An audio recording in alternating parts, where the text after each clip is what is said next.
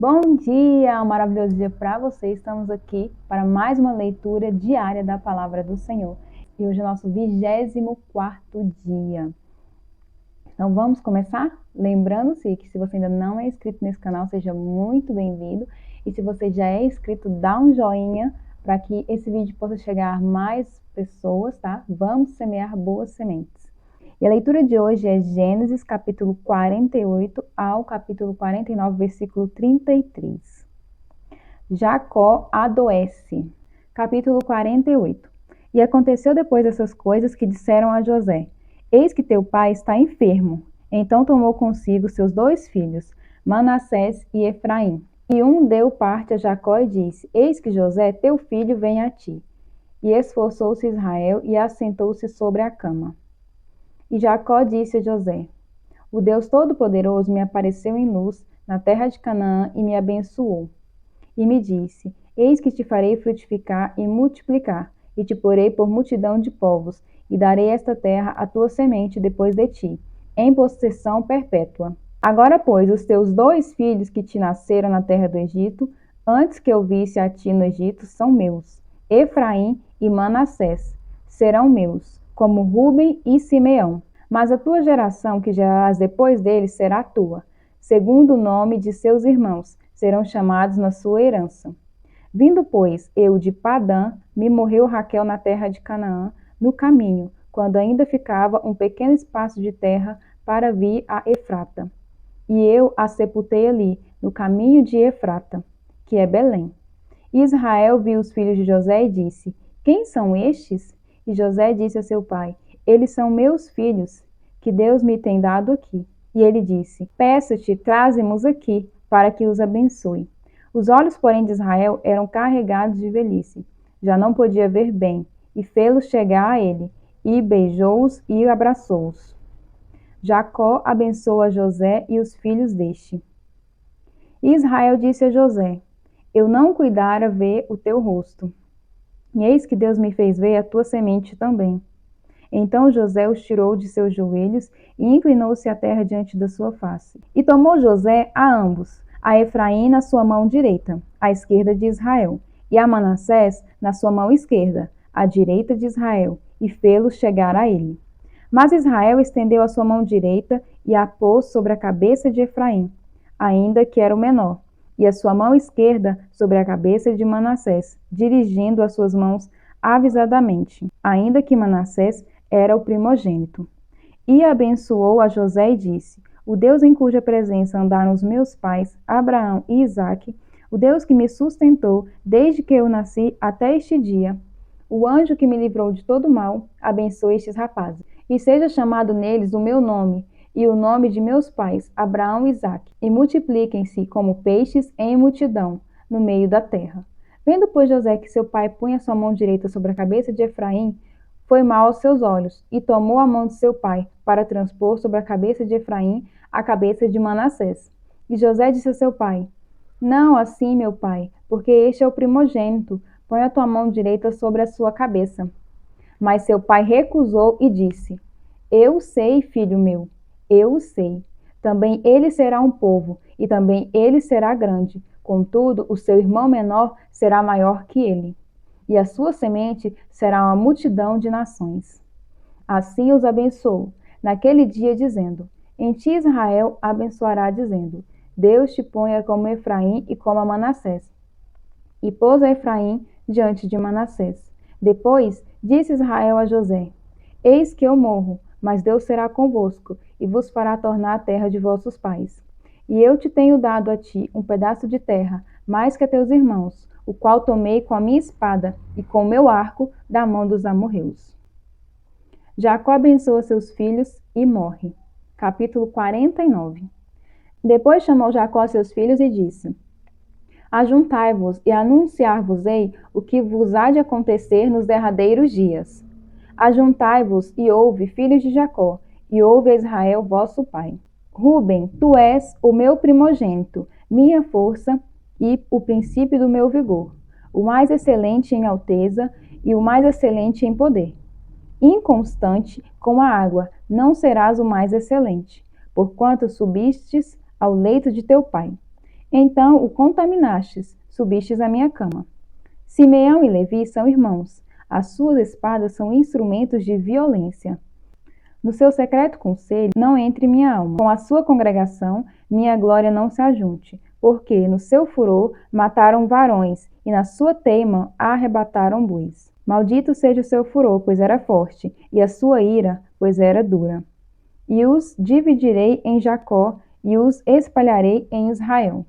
Judá, a ti te louvarão os teus irmãos. A tua mão será sobre o pescoço de seus inimigos. Os filhos de teu pai a ti se inclinarão. Judá é um leãozinho, da presa subistes, filho meu. Encurva-se e deita-se como um leão, e como leão velho, quem o despertará? O cetro não se arredará de Judá, nem o legislador dentre os seus pés, até que venha Siló, e a ele se congregarão os povos. Ele amarrará o seu jumentinho à vide e o filho da sua jumenta, a cepa mais excelente. Ele lavará a sua veste no vinho e a sua capa em sangue de uvas. Os olhos serão vermelhos de vinho e os dentes brancos de leite. Zebulon habitará no porto dos mares e será como o porto dos navios, e o seu termo será em Sidom. Issacar é o jumento de fortes ossos, deitado entre dois fardos. E viu ele que o descanso era bom e que a terra era deliciosa, e abaixou o seu ombro para acarretar, e serviu debaixo de tributo. Dan julgará o seu povo, como uma das tribos de Israel. Dan será serpente junto ao caminho, uma víbora junto à vereda, que morde os calcanhares do cavalo e faz cair o seu cavaleiro por detrás. A tua salvação espero, ó Senhor. Quanto a Gade, uma tropa o acometerá, mas ele a acometerá por fim. De Azer, o seu pão será abundante, e ele dará delícias reais. Naftali é uma cerva solta, ele dá palavras formosas. José é um ramo frutífero junto à fonte. Seus ramos correm sobre o muro. Os flecheiros lhe deram a amargura, e o flecharam e o aborreceram. O seu arco, porém, susteve-se no forte, e os braços de suas mãos foram fortalecidos pelas mãos do valente de Jacó, donde é o pastor, e a pedra de Israel. Pelo Deus de teu pai, o qual te ajudará, e pelo Todo-Poderoso, o qual te abençoará com bênçãos dos céus de cima, com bênção do abismo que está debaixo, com bênção dos peitos e da madre. As bênçãos de teu pai excederão as bênçãos de meus pais, até a extremidade dos outeiros eternos. Elas estarão sobre a cabeça de José e sobre o alto da cabeça do que foi separado de seus irmãos. Benjamim é lobo que despedaça. Pela manhã comerá a presa, e à tarde repartirá o despojo. Todas essas são as 12 tribos de Israel, e isto é o que lhes falou seu pai quando os abençoou. A cada um deles abençoou segundo a sua bênção. Depois ordenou-lhes e disse-lhes: Eu me congrego ao meu povo, sepultai-me com os meus pais na cova que está no campo de Efron, o Heteu, na cova que está no campo de Macpela, que está em frente de Manre, na terra de Canaã, a qual Abraão comprou com aquele campo de Efron, o Heteu, por herança de sepultura. Ali sepultaram Abraão e Sara, sua mulher. Ali sepultaram Isaque e Rebeca, sua mulher. E ali eu sepultei Leia. O campo e a cova que está nele foram comprados aos filhos de Et. Acabando, pois, Jacó de dar mandamentos a seus filhos, encolheu seus pés na cama e expirou, e foi congregado a seu povo. Estudo de hoje, Gênesis capítulo 49, versículo 3 ao 28. Jacó armava tramas e enganava já no começo de sua vida. Agora, em sua velhice, ele podia ver claramente sua dependência de Deus e falava dele como seu pastor ao longo de sua vida. Gênesis capítulo 48, versículo 15. Então, Jacó abençoou cada um de seus filhos e fez previsões sobre o futuro de cada um deles. Seus padrões de vida desempenharam um importante papel na bênção e na profecia de Jacó. Nosso passado impacta nosso presente e pode ter forte influência sobre o nosso futuro. Amanhã, as ações de hoje farão parte do passado, mas elas já começaram a moldar o futuro. Assim como Jacó, não estamos condenados por nossos erros do passado, e o futuro não é imutável.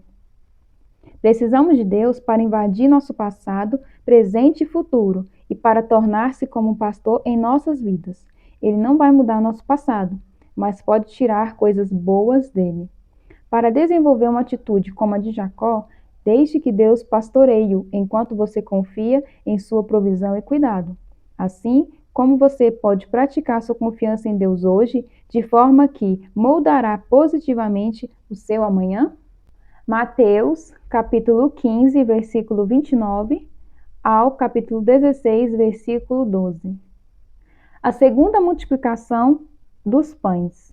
Jesus saiu dali e foi para a beira do mar da Galileia. Depois subiu ao monte e se assentou. E uma grande multidão dirigiu-se a ele, levando-lhes os aleijados, os cegos, os mancos, os mudos e muitos outros, e os colocaram aos seus pés. E ele os curou. O povo ficou admirado quando viu os mudos falando, os mancos curados, os aleijados andando e os cegos vendo, e louvaram o Deus de Israel. Jesus chamou os seus discípulos e disse: Tenho compaixão desta multidão. Já faz 3 dias que eles estão comigo e nada têm para comer. Não quero mandá-los embora com fome, porque podem desfalecer no caminho. E os seus discípulos responderam: Onde poderíamos encontrar neste lugar deserto pão suficiente para alimentar tanta gente? Quantos pães vocês têm? Perguntou Jesus. 7, responderam eles, e alguns peixinhos. Ele ordenou à multidão que se assentasse no chão. Depois de tomar os 7 pães e os peixes e da graça, partiu-os e entregou os discípulos e os discípulos à multidão. Todos comeram até se fartar. E ajuntaram-se 7 cestos cheios de pedaços que sobraram. Os que comeram foram 4.000 homens, sem contar mulheres e crianças. E havendo despedido a multidão, Jesus entrou no barco e foi para a região de Magadã. Os fariseus e os saduceus pedem um sinal.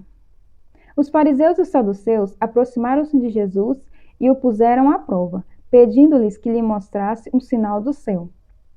Ele respondeu: Quando a tarde vem, vocês dizem: vai fazer bom tempo, porque o céu está vermelho.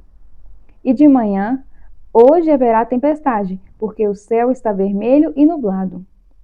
Vocês sabem interpretar o aspecto do céu, mas não sabem interpretar os sinais dos tempos. Uma geração perversa e adúltera pede um sinal milagroso, mas nenhum sinal lhe será dado, a não ser o sinal de Jonas. Então Jesus os deixou e retirou-se. O fermento dos fariseus e dos saduceus. Indo os discípulos para o outro lado do mar, esqueceram-se de levar pão. Disse-lhe Jesus: Estejam atentos e tenham cuidado com o fermento dos fariseus e dos saduceus. Eles discutiam entre si, dizendo: É porque não trouxemos pão. Percebendo a discussão, Jesus lhe perguntou: Homens de pequena fé, por que vocês estão discutindo entre si sobre não terem pão? Ainda não compreendem. Não se lembram dos 5 pães para 5.000 e de quantos cestos vocês recolheram? Nem dos 7 pães para os 4.000 e de quantos cestos vocês recolheram? Como é que vocês não entendem que não era de pão que eu estava lhes falando? Tomem cuidado com o fermento dos fariseus e dos saduceus. Então, entenderam que não estava lhes dizendo que tomassem cuidado com o fermento de pão, mas com o ensino dos fariseus e dos saduceus. Estudo de hoje. Mateus capítulo 16, versículo 1 ao 4. Os fariseus e saduceus acreditavam que somente Deus poderia fazer um sinal no céu. Então exigiam um sinal do céu. Eles estavam certos de que isso seria feito além do poder de Jesus. Muitas pessoas, assim como esses líderes judeus, dizem que querem ver um milagre para que possam então acreditar. Mas os céticos procuram outras explicações para os milagres. Jesus curou, ressuscitou pessoas dentre os mortos e alimentou multidões, mas o povo ainda queria que ele provasse ser o que dizia ser. Embora Jesus tivesse poder para realizar esse pedido, ele recusou-se a fazê-lo. Ele sabia que até o milagre no céu não iria convencê-los de que ele era o Messias, uma vez que já haviam decidido não acreditar nele. Você duvida de Cristo porque ainda não viu um milagre?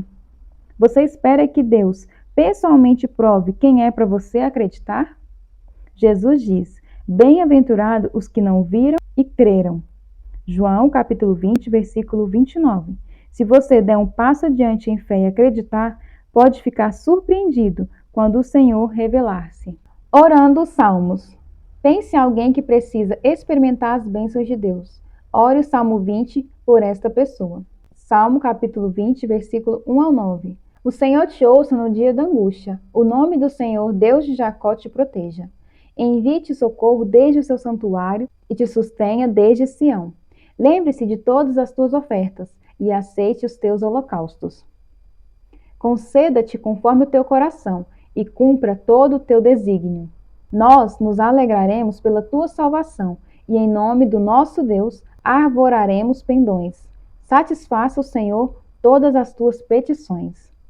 Agora sei que o Senhor salva o seu ungido, e ele ouvirá desde o seu santo céu com força salvadora da sua destra. Uns confiam em carros, outros em cavalos, mas nós faremos menção do nome do Senhor nosso Deus. Uns encurvam-se e caem, mas nós nos levantamos e estamos de pé. Salva-nos, Senhor. Ouça-nos, ó Rei, quando clamarmos. Provérbios capítulo 4, versículo 20 ao 27. Meu filho, escute o que eu lhe digo. Preste atenção às minhas palavras. Nunca as perca de vista. Guarde-as no fundo do coração, pois são como vida para quem as encontra e saúde para todo o seu ser.